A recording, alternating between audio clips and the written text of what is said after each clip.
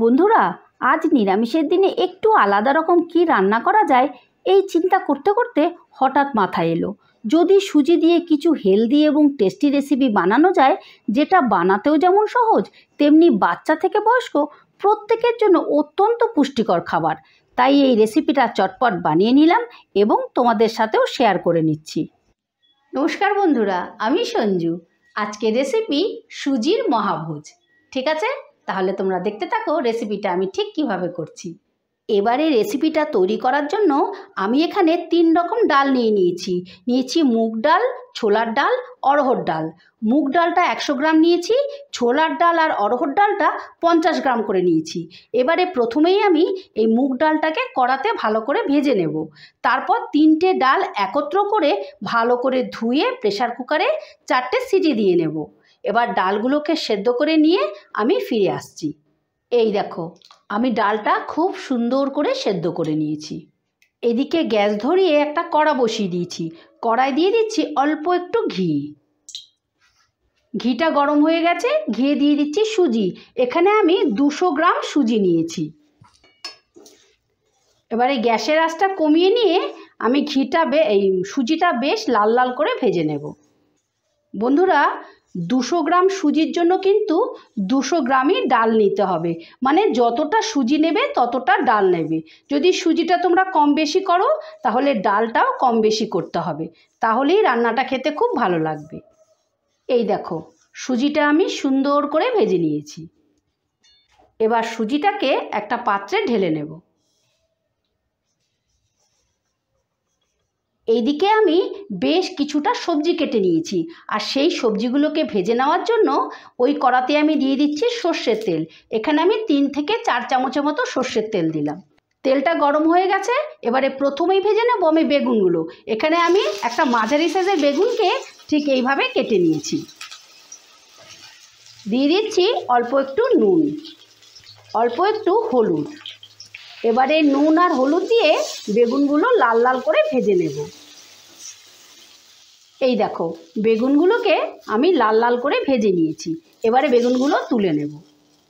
এবারে বাকি ভেজিটেবলগুলো ভেজে নেওয়ার জন্য আবারও আমি 2 চামচের মতন সর্ষের তেল দিয়ে দিলাম। তেলটা বেশ গরম করে নিয়েছি। এবারে দিয়ে দিচ্ছি আলু। এখানে আমি মাঝারি সাইজের 2টো আলুকে এইভাবে কেটে নিয়েছি। দিয়ে দিচ্ছি বেশ খানিকটা কফি, আর দিয়ে দিচ্ছি বেশ খানিকটা কুমড়ো। এবারে দিয়ে দিচ্ছি অল্প একটু নুন, দিয়ে দিলাম অল্প একটু হলুদ।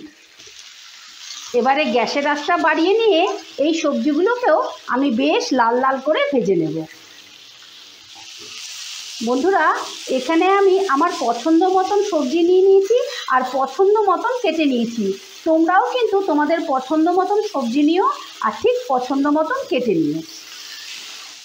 এই দেখো, সবজিগুলোকে আমি বেশ লাল লাল করে ভেজে নিয়েছি। আর বন্ধুরা, কফিগুলো কিন্তু আমি আগে থেকে একটু গরম জলে ভাপিয়ে রেখেছিলাম। এবারে আমি সবজিগুলোকে তুলে নেব। এবারে ফাইনালি রান্না করার জন্য আবারও আমি 2 চামচের মতো সর্ষের তেল দিয়ে দিলাম। তেলটা গরম হয়ে গেছে, তেলে দিয়ে দিচ্ছি ফোড়ন। ফোড়নে দিচ্ছি এলাচ, দারচিনি, শুকনো লঙ্কা, তেজপাতা আর গোটা জিরে। এবারে গ্যাসের আঁচটা কমিয়ে নিয়ে ফোড়নটা আমি একটু ভাজা ভাজা করে নেব।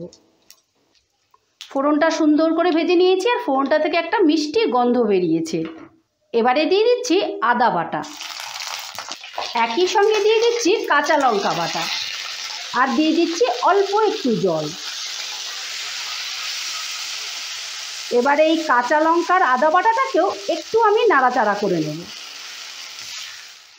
আদা বাটাটা আমি মিনিট খানিকের মতো নাড়াচাড়া করে নিয়েছি, আদার কাঁচা গন্ধটাও চলে গেছে। এবারে আমি দিয়ে দিচ্ছি গুঁড়ো মশলা, দিয়ে দিচ্ছি স্বাদ মতো নুন, পরিমাণ মতো হলুদ, 1 চামচ জিরের গুঁড়ো, 1 চামচ ধনের গুঁড়ো, 1 চামচ শুকনো লঙ্কার গুঁড়ো। এবারে এই সমস্ত মশলাটাকে আমি ভালো করে কষিয়ে নেব। যতক্ষণ মশলাটা থেকে তেল না ছেড়ে দিচ্ছে ততক্ষণ আমি কষতে থাকব। এই দেখো, মশলাটা আমি ভালো করে কষিয়ে নিয়েছি আর মশলাটা থেকে তেলও ছেড়ে দিয়েছে। এবারে আমি দিয়ে দিচ্ছি বেশ খানিকটা মটরশুঁটি, আর দিয়ে দিচ্ছি ভেজে রাখা সবজিগুলো।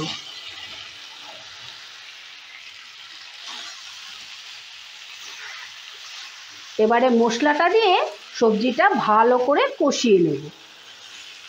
আর বন্ধুরা, এটা কিন্তু দারুণ একটা হেলদি পেট ভরা একটা রেসিপি। তোমরা কিন্তু এই রান্নাটা লাঞ্চ, ব্রেকফাস্ট, ডিনার সবেতে দিতে পারো। তাছাড়া বাচ্চাদের বা বড়দের টিফিন বক্সেও দিতে পারো। এই দেখো, সবজিগুলোকে আমি মিনিট 2-3 মতন ভালো করে কষিয়ে নিয়েছি। এবারে সবজিগুলোকে বয়েল করার জন্য আমি এই ছোটো বাটির 1 বাটি জল দিয়ে দিচ্ছি। এবারে একটু সুন্দর করে গুছিয়ে দিলাম আর বয়েল করার জন্য 2 মিনিটের মতো ঢাকা দিয়ে দিচ্ছি। 2 মিনিট বাদে ঢাকাটা তুলে নিলাম। এই দেখো, সবজিগুলো ভালো মতো সেদ্ধ হয়ে গেছে আর জলটাও কিন্তু সবজিটা পুরোটা টেনে নিয়েছে। ঠিক এই মতোই কিন্তু জলটা দিতে হবে, না হলে কিন্তু সবজিগুলো বেশি গলে যাবে। এবারে দিয়ে দিচ্ছি ভেজে রাখা সুজি আর দিয়ে দিচ্ছি কেটে রাখা টমেটো। এখানে আমি ছোট সাইজের 3টে টমেটোকে এইভাবে কেটে নিয়েছি। টমেটোগুলো যেহেতু একটু গোটা গোটাই রাখবো, সেই জন্য আমি টমেটোগুলো পরে দিলাম। এবার সুজি আর টমেটোটাও ভালো করে আমি মিশিয়ে নেব। ভালো করে মিশিয়ে নিয়েছি। এবারে দিয়ে দিচ্ছি সেদ্ধ করে রাখা ডাল।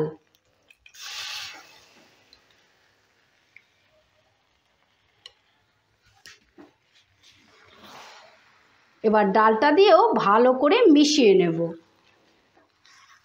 আর বন্ধুরা, তোমরা যদি ভুনা খিচুড়ি খাও তাহলে জলের পরিমাণটা একটু কম দিও, ডালটা একটু আরও ঘন দেবে। আর যদি মনে করো একটু পাতলা খাও তাহলে আরেকটু জল দিয়ে নেবে। তোমাদের সুবিধে মতো তোমরা ঘন বা পাতলা করে নেবে। ভালো করে মিশিয়ে নিয়েছি। এবারে টেস্টের ব্যালেন্সের জন্য দিয়ে দিচ্ছি চিনি। এখানে আমি 1.5 চামচ চিনি দিলাম। যেহেতু সুজির খিচুড়ি একটু মিষ্টি মিষ্টি হলে খেতে বেশি ভালো লাগবে। তাছাড়া যে কোনো খিচুড়ি একটু মিষ্টি মিষ্টি হলে খেতে বেশি ভালো লাগে। এবারে চিনিটা দিয়েও ভালো করে মিশিয়ে নিচ্ছি। এবারে ওপর থেকে দিয়ে দিচ্ছি বেশ কয়েকটা কাঁচা লঙ্কা আর দিয়ে দিচ্ছি ভেজে রাখা বেগুন। বেগুনটা আগে দিলে কি হবে, গলে যাবে, তাই আমি শেষে দিলাম।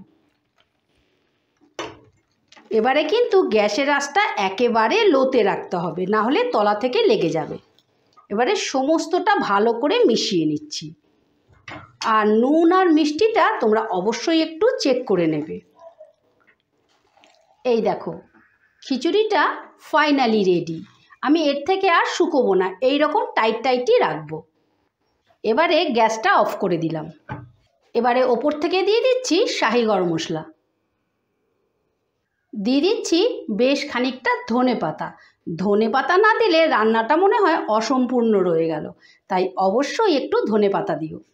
এবারে দিয়ে দিচ্ছি ওপর থেকে বেশ খানিকটা ঘি।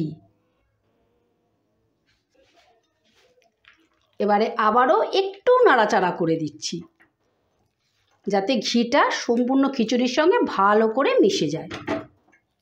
এবারে 2 মিনিটের মতো স্ট্যান্ডিং টাইমে রেখে তোমাদেরকে পরিবেশন করে দেখাচ্ছি। এই দেখো বন্ধুরা, সুজির মহাভোজ ফাইনালি রেডি। আজকের ভিডিওটা ভালো লেগে থাকলে আমার চ্যানেলটা সাবস্ক্রাইব করে পাশে থাকার অনুরোধ রইল। আবার দেখা হচ্ছে নতুন কোনো ভিডিওতে। ঠিক আছে, টাটা।